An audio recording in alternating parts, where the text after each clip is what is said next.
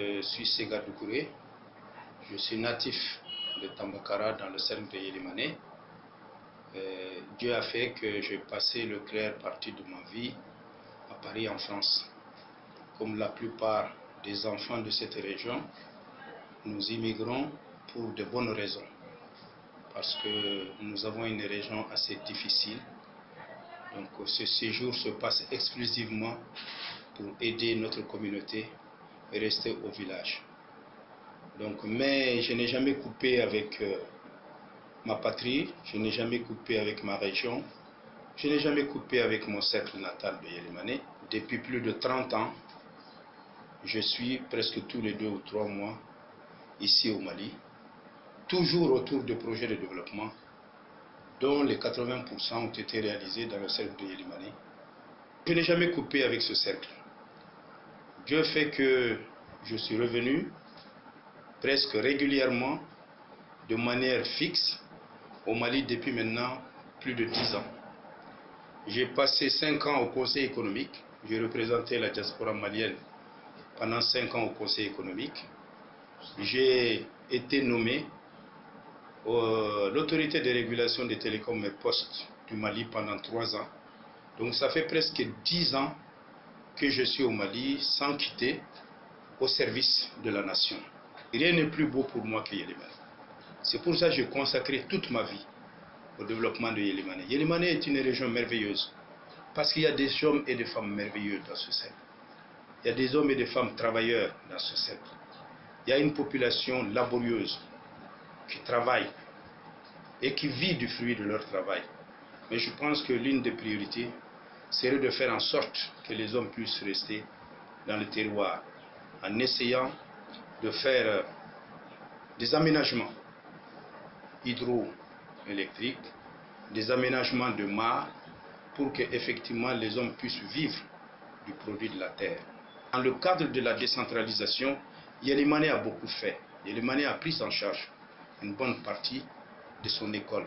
Grâce à la coopération que nous pouvons avoir avec nos amis à l'extérieur, notamment en France, où moi je suis installé avec pas mal d'autres compatriotes, de faire en sorte que dans le cadre de cette coopération avec nos amis ici et là, nous puissions davantage orienter les aides dans le domaine que je viens de citer, à savoir l'éducation, à savoir la santé, à savoir l'eau potable, à savoir l'électrification.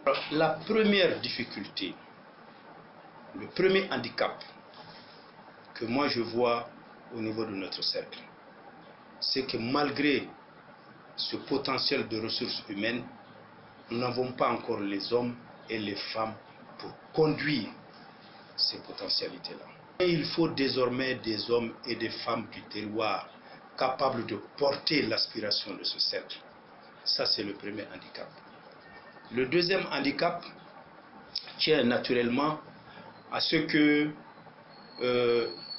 les jeunes n'ont plus de travail.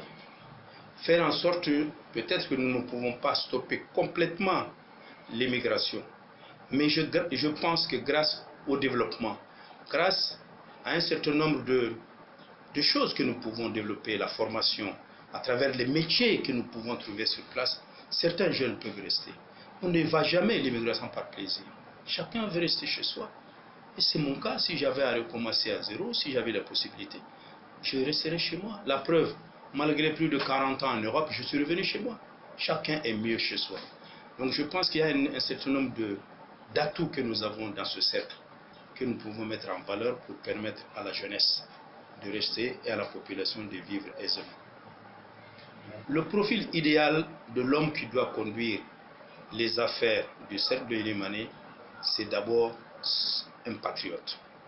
Celui qui aime d'abord Yélimane et qui a le souci de son développement, qui écoute le peuple, qui regarde le peuple de quoi il souffre, qui est capable de sortir la quintessence de ce que veut vraiment ce cercle. C'est d'abord le profil premier de l'homme qui veut diriger partout d'ailleurs, mais principalement à Yélimane. Il faut d'abord avoir l'amour de Yélimane, ce que j'ai et ce que je n'ai plus à démontrer, parce que depuis plus de 30 ans, j'œuvre pour ce cercle. Je n'ai jamais coupé avec ce terroir, jamais. On peut dire tout ce qu'on veut, je suis l'homme de ce terroir et je n'ai jamais coupé avec ce territoire. parce que j'aime ce territoire. Il n'y a rien de plus beau pour moi que Yélimane, que mon Tambakara natal où je suis né. La première erreur, c'est de ne pas se tromper d'homme ou de femme. Le choix des hommes ou des femmes pour gérer notre sceptre, c'est la première erreur qu'il ne faut pas commettre. Il ne faut jamais se tromper. Parce que si on se trompe, on part pour plusieurs années. Et plusieurs années de retard. Yélimane ne peut pas se permettre. La deuxième erreur, ce serait de gérer Yélimane avec les divisions.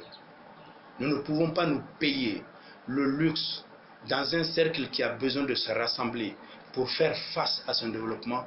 Nous ne pouvons pas être divisés. Donc il faut un homme capable d'être du terroir, d'aimer le terroir, capable de regarder le monde dans les yeux, capable de rassembler. Pour ma part, je pense que être à l'Assemblée nationale, ce n'est pas aller jouer la figuration. À l'Assemblée nationale, naturellement, lorsque vous êtes élu, vous êtes le député de la nation. Vous représentez la nation tout entière. Mais chacun doit savoir qu'il est élu par des hommes et des femmes, qui sont les hommes et les femmes de ce terroir, qu'il ne faut pas oublier. Donc si moi je suis élu, c'est d'abord regarder en face les difficultés de mon pays, le Mali en général. Parce que Yélimane n'est pas dissociable du Mali. La souffrance à Kidal est ressentie à Kaye.